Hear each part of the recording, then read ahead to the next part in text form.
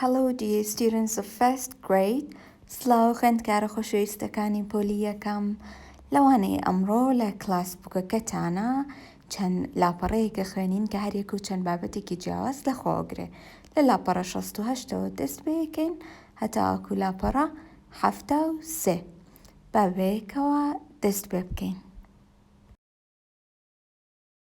Listening 98. Listen and read. In my lunchbox, I've got a cheese sandwich and a banana. I've got an orange. I haven't got a biscuit. I haven't got a drink today. In my lunchbox, I've got a cheese and tomato sandwich. I haven't got a banana, but I've got an apple. I've got a drink today. I've got a pear and a biscuit in my lunchbox. I've got 2 sandwiches. They're egg. My drink is water. I haven't got an apple today. سلااو لە خوێندکارە جوانەکانی من هیوان باشی هەمووتانە کلاس بووکەکانتان بکەنەوە لاپەڕە 68 ڕوویدینێکمان هەیە سێ کەسی تایە باشە هی هەریەکەیان ئەخوێنینەوە هەرێکی باسی لانچ بۆکسێکەکەن دوای لە خوارەوە لەم ڕاهێنانەیە ئەبێ بزانین کام لانچ بۆکسە هی کامیانە ئەبێ بیدۆزینەوە سەرەتا بابی خوێنینەوە ئەم کوڕەمانەڵێت In my lunchbox, la lunchbox kama, I've got a cheese sandwich. Chipea, lefeki paniri pea, and a banana, mozeki shampea. I've got an orange. Bertakaleki shitiaya. I haven't got a biscuit. Balam skitum penia. I haven't got a drink today. Drinky champagne. Kam lamana cheese sandwichu. Orange banana تاعي A B C كاميان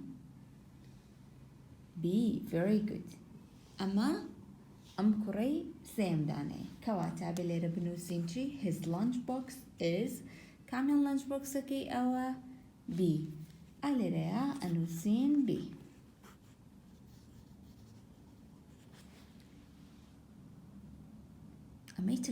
In my lunchbox, la lunchbox kama, I've got a cheese, paneer and pear, and tomato sandwich.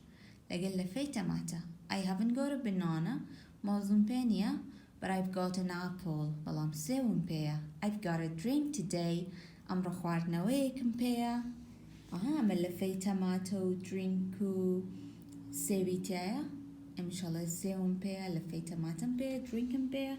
هي أم كتخوي بوي كردوين أي بوبت كاتا أم لانش بوكسة ماندوزيو أمش ماندوزيو استاهر أم داني من ما بابزانين أم لانش بوكسة هي أم كتجوانا مانا I've got a pear and a biscuit in my lunchbox من هرميو بسكيت مبير لانش بوكسة كما I've got 2 sandwiches دو لفشن بير there are egg لفيتشين لفي هلكن My drink is water خوارنا وكم آوي بير I haven't got an apple today. أمر من سوم بينيا.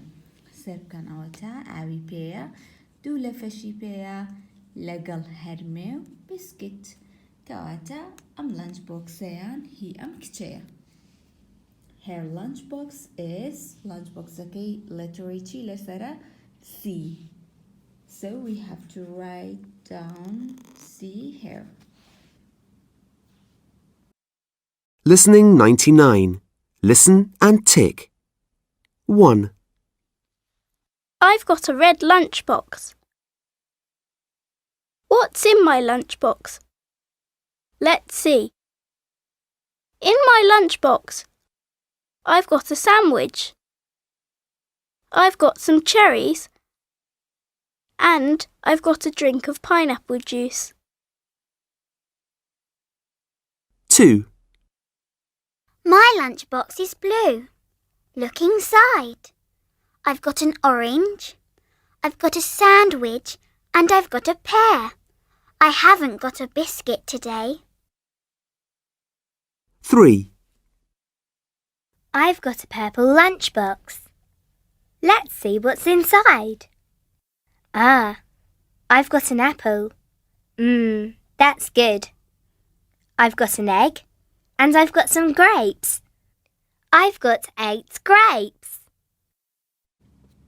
گوڵەکانی من لە دوای ئەو لاپەڕە 69 بیرتانە لەوانی پێشووتمان پیتە بزوێنەکان ڤاوڵەکان کامانن A, E, I, O, U باسی هەر پێنجیمان کرد A, E, I, O, U ئەمڕۆ شتێکی تر فێرە بین کاتێک وشەیەک لە زمانی ئینگلیزیە ناوێک بەمانە دەست پێ بکە A, E, I, O, U ئەپێ لە پێش ناوەکە ئەن دابنین بەڵام ئەگەر بە پیتەکانی تر دەست پێ بکە بۆ نمونە B, D, C ئەبێ چی دابنین؟ ئە دابنین بۆی زیاتر تێبگەین سێری ئەم نمونانە بکەن This is an orange. Orange واتە چی؟ واتە پرتەقاڵ Orange بە چ لێتەرە دەست پێیەکە؟ بە letter O باشە پیتە بزوێنەکان چی بوون؟ A, E, I, O, U Orange بە یەکێک لەو پیتانە دەست پێیەکە؟ بەڵێ بە letter O دەست پێیەکە مادەم بە letter O دەست پێیەکات ئەبێ پێش ئۆکە ئێمە چی دانین؟ N A, N This is an orange سێری ئەمایانکەن P بە یەکێک ئەم letter Pە یەکێکە لەو پیتانە A, E, I, O, U No گوڵا پیتیانە بوو کەواتە ئەیدا ئەنین سێری ئەم نمونانەی تر بکەن This is a biscuit. Biscuit بە چ letter دەست پێیەکە؟ letter B. letter B یەکێکە لەوانە نەخێر کەواتە چی دانین؟ ئەی دانین. Number 2. I've got apple. Apple بە چ letter دەست پێیەکە؟ بە letter A. letter A یەکێکە لەوانە A, E, I, O, U بەڵێ ئەوە تا letter A مان هەیە لێرە ئەپلیش بە letter A دەست پێیەکە کەواتە لێرە بە بنووسین ئە یان ئەن ئەنووسین ئەن I've got an apple. Number 3. I've got blank umbrella. Umbrella واتە چەتر بە چ letter دەست پێیەکە؟ بە U. U یەکێکە لەمانە بەڵێ ئەوە تا U مان هەیە کەواتە لێرە بە بنووسین ئە umbrella یان ئەن umbrella we have to write down an umbrella. باشە Number 4 هاتمان هەیە Number 5 sandwich Number 6 egg هەر کامێکیان یەکێکە لەو پیتانە تۆ بێ ئەن لە پێشەوە دابنی ئەگەر یەکێکیش نییە لەو پیتانە تۆ چی دانەی ئەدا ئەنی ئەم سیانەی کەماوە 4 و 5 و 6 هۆموۆرکە بۆ خۆتان Fluency Time 3. Listening 100. Listen, read and say. 1. Get dressed now. Hurry up. Okay, Mum. Put on your hat, please.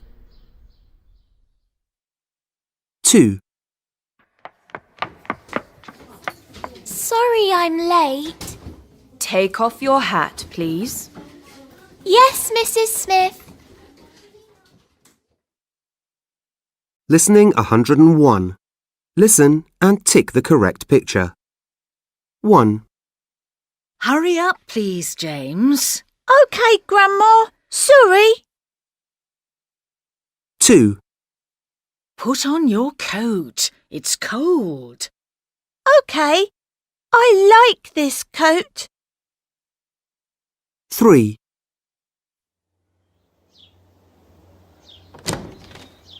Hello, Grandma. Hello, James. Take off your shoes, please. Your class book page 70 class bookەکەتان لاپەڕە 7 ئەم کچە ناویکەیتا درەن خەبەریە بێتەوە بۆ مەکتەب دایکیشی بانیەکات ئەڵێت get dressed now hurry up ئەڵێ چی جلەکانە لەبەرکە هەستە خێرا hurry up واتە چی خێراکە دەسوبرتکە کەیتیش ئەڵێ OK mom باشە دایکە put on your hat please put on your hat please تکایە کڵاوەکە و لەسەرکە ئەگەر بڵێ کڵاوەکە و لەسەرکە ئەڵێ چی put on your hat دوایەکەی تەڵێ sorry I'm late ببوورە دواکەوتم مامۆستاکەی پێڵێ take off your hat please کڵاوەکە و دانێ Ka yetapola mamosta pele klawa kodane. Take off your hat, please, klawa kodane. Put on your hat, klawa lesserka. Take off your hat, klawa kodane. Yes, Mr. Simmons, ايش الله باشا. لدواي أو يتعلم قرت لهر رقمك بك هاتوا لدو رسم. Number 2 أيوتشي. Put on your coat please, it's cold outside. شاكتك لبركة دروا ساردة. ليرة شاكتك داينا وليرة لبري كردوا بوي صحمان لمايا. لمشيانا كيتا مالونن كي بينالي شاكت كلاوة كودانة. بيالي تشي ألي take off your shoes. Take off your shoes ألي تشي بلاوة كان دابنة. بويا تكمان لمايا. Number 3 speakina أجر مكتبها بوايا لكلاسة أكتينات ما نكر دوخند كار هلساني كي كان بوبا ميكي كيشان أم أيوتي hurry up please put on your hat خيراك تكا كلاكو لسركا أو تراني yes okay دواي بي أود take off your hat كلاكو دانة أو تريشيود okay بلام اللي بروينا توانين practice وابكين أي كين با writing واتتشيكي لدفترك تانوسي hurry up please put on your بدلي خودي كلام أنا هلب جرا أتواني بلي put on your coat أما يتريش الله yes okay دواي وابزانو كسية تو مالوا البيلي تياغ أغاتا شوينك بيلي take off your hat كلاوا كودانة يعني take off your shoes بلاوا كودانة أويش الله أوكي كواتا أما لدفترك أنوسيتوا بلام هردوكي hat نبه بيغورا أتو يا بيكا با سويرر يا بيكا با شوز يان با كوت بدلي خود اكلم سانا هالبجرة جگلا هات استاش كتابة كانتان لا برحفتا ودو بكنوا circle your one out right چيكين چواروشمان هيا اكلم چواروشيا لواني تر ناچت اويك لوان ناچي و نامويا اي خينا بازنا على رشا اي نرسينوا Number 1 socks, shorts, cherries, coat socks وات غوري shorts وات short coat وات jacket cherries وات گلاس تنها گلاس خواردنا بوی گلاس من خستنا و بازنا Number 2 pineapple وات چی اناناس orange وات چی برتقال flat شوقة tomato وات تماتا كاميان لواني ترناتشي أفرين flat أمسيانا خواردنن بلان flat لوان ناتشي Number 3 front door living room bedroom pair أمسيانا هرسيكان چين شوينن جوري نرستن جوري دانشتن أما بردرگاكا كر واتا چي واتا هرمه كاتا circular purican ليرة بنوسن flat ليرة بنوسن pure Number 4 cardigan وتمان جاكتي خوري biscuit بسكيتا grape chia تري banana واتا چي واتا موز كاميان لواني ترناچه أمسانا هرسكيان خواردنن أما كواتا circular chicken cardigan Number 2 چیمان هيا where are he is she is they are كاتب برسر كي بو يكس أمانود چي أمانود where is Billy أي أجر دو سكس بن أبي بلاي چي أبي بلاي where is يعني where are أجر لدوك زياتر بي علي where are Number 1 Where is Billy? Billy لكويا he is in the bedroom لا جوري نسنكيا Number 2 أبي بلين where is mom and dad يعني where are mom and dad دوكس mom and dad where is or where are أبي بلين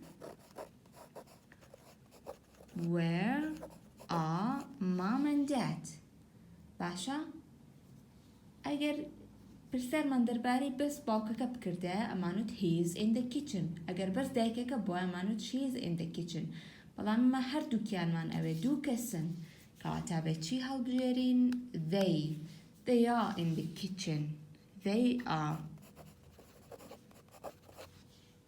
بەم شێوازە شیکاریەکەین. Number 3 and number 4 homeworkە بۆ خۆتان. سێم و چوارەم خۆتان شیکاریەکەن. ڕاهێنانی دوای ئەو ئەمەی ئەم وانەی ئەمڕۆ بوو کە کردمان ئەڵێ چی؟ Hurry up please on your coat. ئەڵێ چاکەتەکە و لەبەر کا ببڵێن چێ ببڵێن take on your coat یا put on your coat یان okay on your coat. ئەبێ بڵێن put on your coat چاکەتەکە و لەبەر کا put ئەنووسین put. ئەویشەڵێ لە دوای ئەو yes okay بەڵێ باشە yes okay بەڵێ باشە ئێستا پوتمان تەواو بوو ئۆکیشمان تەواو بوو تێکمان ماوە. دوای کەیتەوە ماڵەوە پێڵێ چی take off your shoes please take off your shoes please تکایە پێڵاوەکە و دانێ ئەڵێ چی take off your shoes کاتا بێ لێرە چی بنووسین take put okay take. لە دوای ئەو ئەم ڕاهێنانەمان هەیە کوڕێک و کچێکمان هەیە وتمان his بۆ کێ بەکارهێنین his بۆ کوڕ ئەی her بۆ کێ بەکارهێنین her بۆ کچ his بۆ کوڕ her بۆ کچ. لێرە ئاڵێ her socks are white گۆرەوەکانی سپین ئەم گۆرەوەکانی بلووە بادەم باسی کچەکەکە ئەڵێن her. Number 2 shorts are orange شۆرتەکەی ڕەنگی پرتەقاڵیە شۆرتی کچەکە تۆزێکی دیارە greenە بەستی کوڕەکە چییە پرتەقاڵیە کەواتە بۆ کوڕچی بەکارەهێنین his or her his. لێرە نووسین his shorts are orange.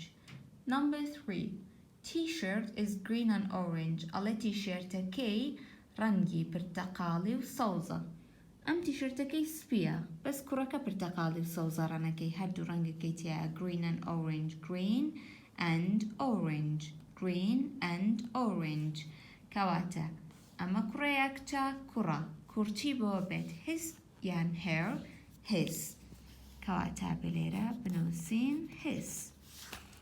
Number 4 و number 5 خۆتان بیکەن. Number 4 لێ گۆرەوەکانی شینە number 5 ئیشەڵێت پانتۆڵەکەی سەوزە. Write the letters.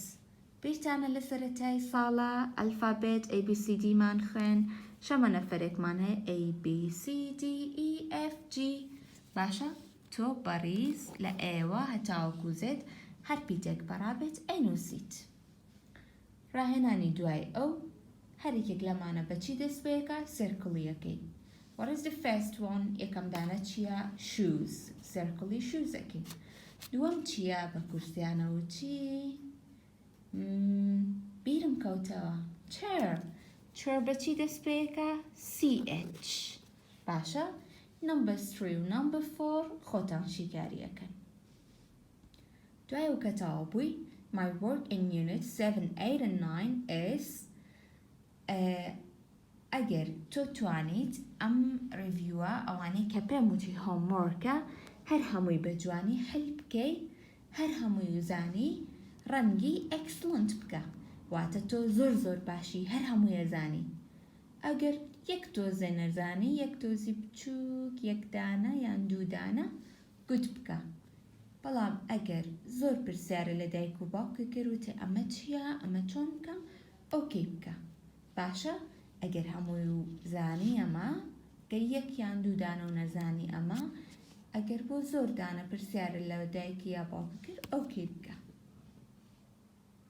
گوڵەکانی من هۆموۆرکی ئێوە بۆ وانەی داهاتوو لەسن 5 وەرکبووکەکەتانە لە یونتی 9 واتە لاپەڕە 68. یەکەم دانا ریدینێکمان هەیە ئەڵێت Hello I'm Sally and I'm a pupil. سلااو من ناوم سالیە من خوێندکارم. This is my lunchbox ئەمە lunchboxەکەی منە.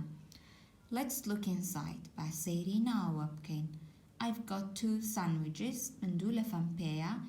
One is an egg sandwich یەکێکیان لەفەی هێلکەیە and the other sandwich is jam ئەوەی تریان هیچیە پاروچیە مرەبایە.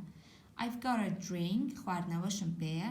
It is apple juice شەربەتی چیە شەربەتی سێوە. I've got an orange and figs and grapes چیتری پێیە پرتەقاڵ و تريو فيكسي بي فيكس واتا بس ناكي مرشو بكردي هنجير برتقالو هنجيرو تري بي I haven't got a biscuit today أمرو بسكيتم نهيناوا and I haven't got a yogurt ماستي شمبانيا but it is a very nice lunch بلا ماما إنه ريكي زور باشا طبعا زور باشا سريو همو خوارنا كم بيتي The number 2 التي What is in Sally's lunchbox? چی لناو lunchbox اكي سالي آيا اوي كتياتي صحي لبا اوي كتيانيا ضربي لبا لدواي او number 3 چيا يكم رسم چيا يكم وينا موزة موزة كالضربة يان صحة ضربي لدراوة كاتا ببلا بيمنيا التي I haven't got a banana number 2 چيا drinker كاتا التي I've got a drink number 3 چيا number 4 چيا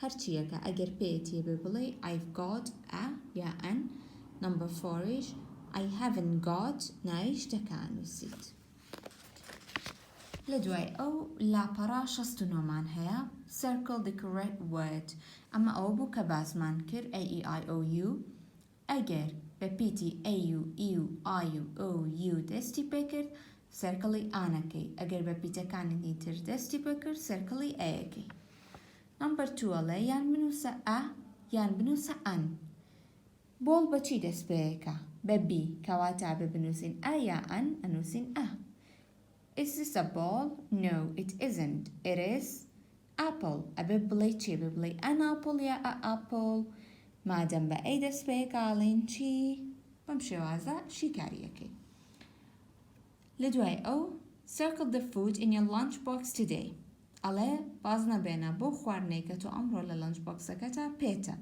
لبروي مكتب نيا ايو اللانش بوكس نابن بو هشوينه بلام نيو رويان بياني اگر يكيق لمانة تان خواردوا سيركلي بكن لجاتي اوا لدواي او draw and write about the food in your lunchbox رسمي lunchbox اكي بو كردوي للانchbox كتا رسمي تنشتبك كحزكي تيايبه دوای لێرەیاڵی in my lunchbox بۆ نمونە من حەزەکەم سێوی تیابێ ئەڵم in my lunchbox I've got an apple حەزەکەم مۆزیشی تیابێ I've got a banana حەزەکەم orange تیابێ I've got an orange باشە ئەی ئەو شتانی کە حەز ناکەی تیابێ بۆ نمونە حەز ناکەم بسکیتی تیابێ ڕسمەکەی ناکەم لە خوارەوە لە I haven't got ئاڵێ چی I haven't got a biscuit باشە من حزناكم چی تری تیابه حزناكم هلکی تیابه I haven't got an egg sandwich بمشي وازا رسمي وشتانه بك كحزكي تيابه ولا I've got a بينوسا اوانش كحزناكي تيابه ولا I haven't got a بينوسا بمشي وازا هاتي نكوتاي واني امرومان لو اني جاهاتو grammar friend چەند لاپەڕەیەکمان هەیە بێ کۆ شیکاریەکەین دووبارە لە grammar friendish reviewمان هەیە ئەوانە شیکارەکەین هەر پرسیارێکتان هەبوو تکایە لە کۆمنت بۆم بنووسن ناوی خۆتان بنووسن لەسەر هۆموورکەکان کاتێکی خۆش بۆ هەموو لایەک و بای بای ئێستاش ناوی و خوێندکارانە خوێنمەوە ناوی و گوڵە جوانانەی خۆمە خوێنمەوە کە هەموو هۆموورکەکانیان شیکار کردووە لەوانەی پێشوو نەویت واری محمد أحمد آنیا کێژی ئەنەس لاوی هەنا یوسف ڕامان محەممەد هاوبیر ئازۆ لانیسا محەممەد کارزان کارۆس دەستخۆشیێکی زۆر زۆر لە هەرێکە لەم خوێندکارانەکەم دەستەکانتان خۆش بێ هەرێکێکتان لە لای من ئەمڕۆ تکێکتان وەرگر هیوانەی پێشوو هەر کەسێک هۆمۆرکەکانی شیکار بکە لە لای من سەحێک وەرەگرێت هۆمۆرکەکانی ئەموانەیەشتان شیکار بکەن بۆ سەحەکانتان زۆر زۆر بێت و دەرەجەی زۆر وەرگرن دەستخۆشیتان لێ یەکەم ئافرین خوێندکارە جوانەکانی من هەروەها زۆر زۆر دەستخۆشێکی گەرم لە دایک و باوکیشتانەکەم کە هیلاکە بن لەگەڵتانە بە ڤیدیۆکە و بەهانەی پرسیار دەستان خۆش بێت لەشتان ساغ بێ کاتێکی خۆش و خواحافیز